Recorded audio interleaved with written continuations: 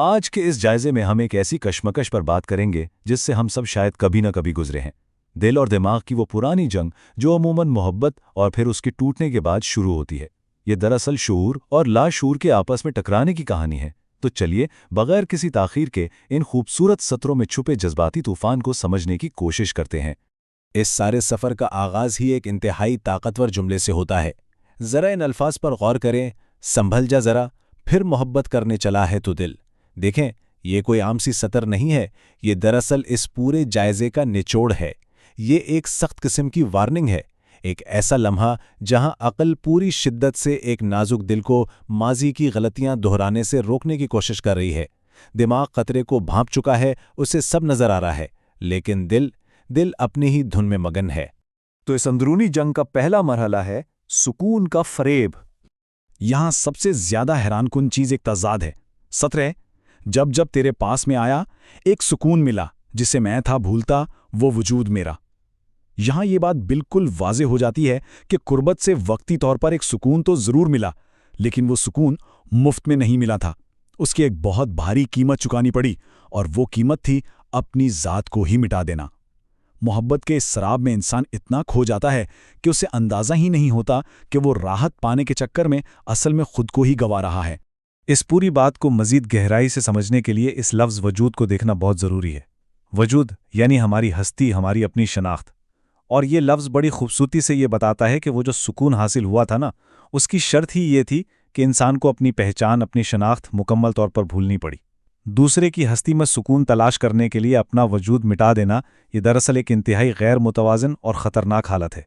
اور بس یہیں سے ہماری کہانی میں دماغ کی انٹری ہوتی ہے، یعنی اندرونی انتباہ کا مرحلہ۔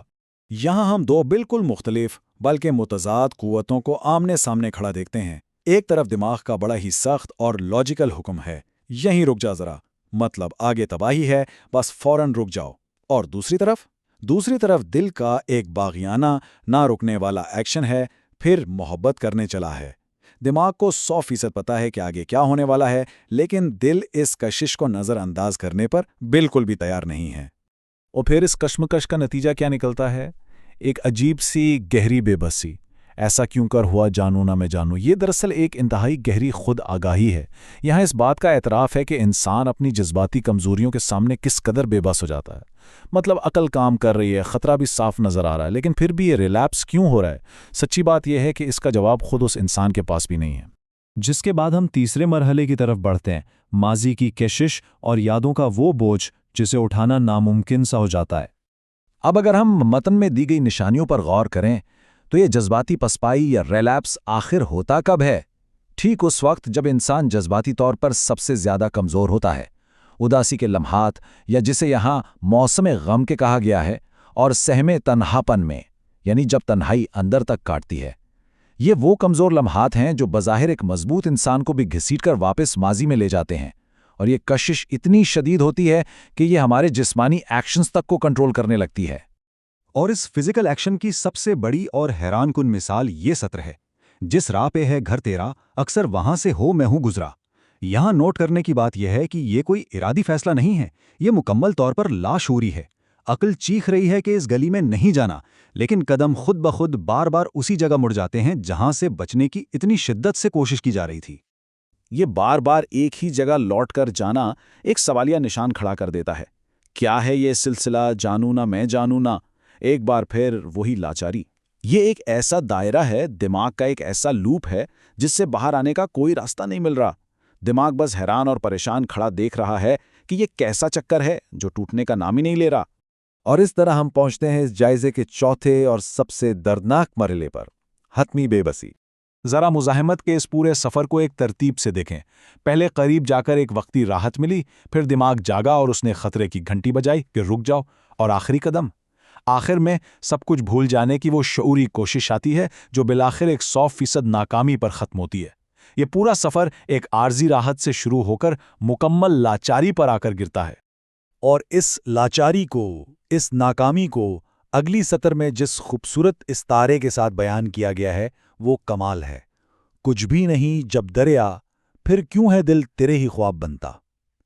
یہ ایک انتہائی گہری بات ہے۔ یہ اس غیر عقلی رویے کو ظاہر کرتی ہے جہاں دل ایک ایسی جگہ پہ خواب بننا شروع کر دیتا ہے جہاں حقیقت میں اب کچھ بچا ہی نہیں ہے، بالکل خلا سے، زیرو سے خواب تخلیق کیے جا رہے ہیں۔ اس بات کی گہرائی کو محسوس کرنے کے لیے اس لفظ دریا کو سمجھنا ضروری ہے۔ دریا سے مراد یہاں صرف بہتا ہوا پانی نہیں ہے، بلکہ یہ اس رشتے کی فاؤنڈیشن، اس حقیقت کی علامت ہے جو اب مکمل طور پر سوکھ چکی ہے۔ جب بنیادی باقی نہیں رہی، جب حقیقت کا کوئی وجود ہی نہیں رہا، تو پھر دل کیوں ان سوکھے ہوئے راستوں پر خوابوں کی کشتیاں چلا رہا ہے؟ یہ دل کی سب سے حیران کن اور سب سے دردناک ضد ہے۔ اور اس ضد کا آخری نتیجہ اس اعتراف کی صورت میں نکلتا ہے، چاہا کہ تجھ کو بھلا پر یہ بھی ممکن ہونا۔ یہ صرف چند الفاظ کا مجموعہ نہیں ہے، یہ دراصل مکمل طور پر ہار ماننے کا اعلان ہے۔ یہ سطر چیخ چیخ کر بتا رہی ہے کہ شعوری طور پر، عقلی طور پر کسی کو بھولنے کی خواہش جذباتی لگاؤ کے سامنے کتنی بے بس اور کتنی کمزور ہوتی ہے۔ اس پورے سفر سے گزرنے کے بعد ہم گھوم کر واپس وہیں آ جاتے ہیں جہاں سے بات شروع ہوئی تھی۔ دل سنبھال جا ذرا، پھر محبت کرنے چلا ہے تو۔ لیکن اب ان الفاظ کی گونج بالکل بدل چکی ہے۔ جو بات شروع میں صرف ایک انتباہ لگ رہی تھی، اب وہ ایک المیہ بن چکی ہے۔ یہ اب محض روکنے کی کوئی کوشش نہیں رہی، بلکہ اس کڑوے سچ کا اعتراف ہے کہ اس دل کو اب روکا نہیں جا سکتا۔ اور بالکل آخر میں یہ پورا جائزہ ایک بہت بڑا سوال چھوڑ جاتا ہے۔ اگر دماغ کو سکون کا وہ فریب اتنی صفائی سے نظر آ رہا ہے، اگر وہ جانتا ہے کہ دریا سوکھ چکا ہے، تو پھر یہ دل کیوں اندھے خوابوں کے تانے بانے بنتا رہتا ہے؟ منطق اور جذبات کے درمیان یہ جنگ اتنی ہی پرانی ہے جتنا خود انسان، اور شاید اس کا کوئی ایک حتمی جواب ہے بھی نہیں۔